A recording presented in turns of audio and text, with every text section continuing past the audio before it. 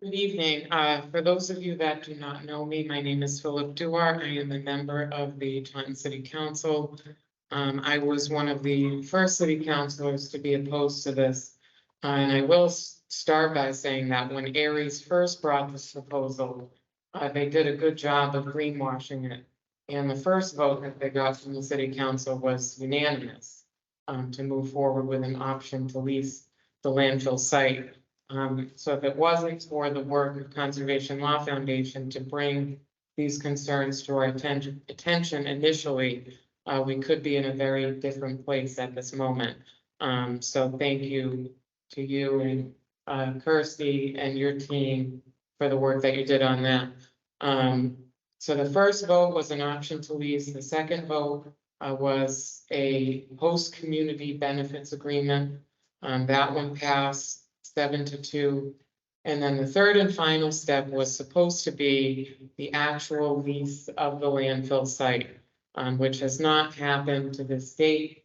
It will not happen unless any movement is made at the state level in the MEPA office and through the DEP permitting process. During that time, it was discovered that there was a complete disregard for the proper procurement procedures for this type of process, which we now know has essentially invalidated all of those previous approvals. So going forward, what we have to look out for is an attempt to now roll all three of those steps into one vote, one approval. And from what I know, the intention is to make all of that contingent on it being proven safe. But if there's anything I know from being a city councilor for 4 years, it's that once you vote on something, you don't have the ability to take back that vote. So I'm hopeful that my colleagues will understand that nothing should be voted on, period, until some determination is made at a minimum. But we know from the information presented here and at the previous forums that this is obviously not safe. One of the things, so my background is in public health, so this is all right up my alley. And so one of the scientific things that I want to underscore, and it kind of goes to Steve's question earlier about, if there's all this PFAS already all around us, then why does this matter? And I love the response about, this taking away our choice of being present with that PFAS. But another component of the answer to that question is that this is a regional facility. It was in one of the very first slides pointing out that this is going to bring in hundreds of tons of sewage sludge. The sewage sludge coming out of the Taunton wastewater treatment plant, I believe off the top of my head is around 20 tons, 20 to 40. So over 90% of the sewage sludge that would be going to this facility is not from Taunton. So that means all of the PFAS, the air emissions, all of the bad things associated with it, 90+% of it wasn't even from Taunton and would not have been our problem to deal with in the first place. So the fact that we are inviting all of this sludge into our community is just disturbing. So that in and of itself should just stop the project right at the door. We obviously, as a city, have an obligation to figure out what to do with our own sewage sludge, but it certainly should not be our unilateral problem to solve the issue for the region. The senator talked about working on the issue and solving it regionally, but that would be a collaborative approach where everyone's involved, not just us saying, yeah, we'll just take everyone's sludge and bear the burden ourselves. So that is the most disturbing part of it to me.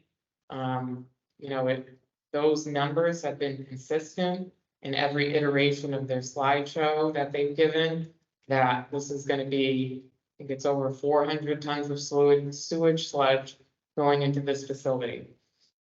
I think the last point I'll make, one of the proudest accomplishments for myself last term was working with our city administration and staff when Aries filed their draft environmental impact report with the state.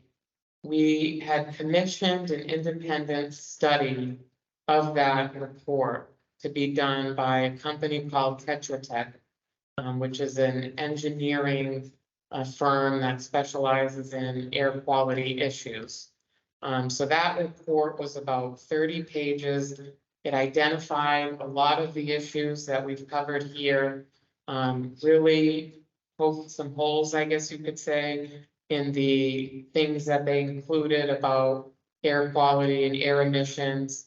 It made it very clear that it makes no sense for the state of Massachusetts to permit this without any data from New Jersey.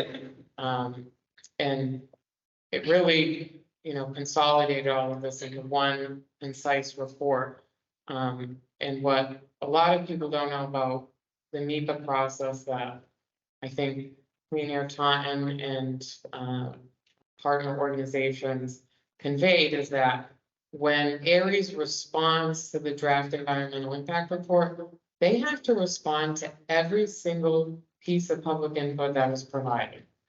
And so for that step in the process is why the public input is so important.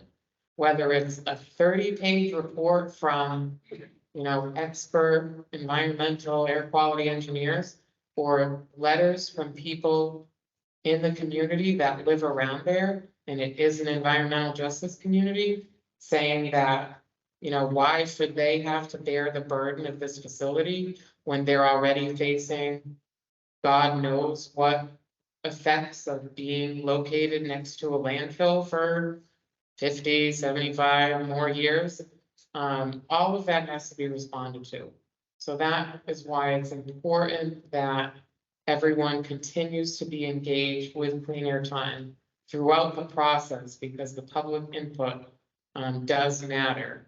And I think very early on, we talked to folks in New Bedford who were fighting parallel products, and they made it very clear that when it comes to stopping projects like this, whether it's sewage sludge, compressor stations, all of these awful facilities, it usually becomes a war of attrition, where it gets caught up in state bureaucracy. They don't want to touch it. They're trying to advocate for it to go through anyways. But at some point, these are for-profit corporations. So at some point, it's just not worth it for them to continue. They'll just pack up and try to go somewhere else. So by doing these reports, by giving public input, it's just adding more obstacles in their way. And hopefully it will all culminate in this being voted down by the city council. I am very hopeful, but definitely, keeping them at bay for as long as possible. So I will thank Clean Air Taunton and Conservation Law Foundation. Ms. Bennett, I think your information was excellent. I agree with Nancy, that's even more information about PFAS that I thought I knew a lot, but now I know even more. And I will thank you all for coming. And like I said, I encourage you to be as involved through this process as possible as we go forward. Thank you.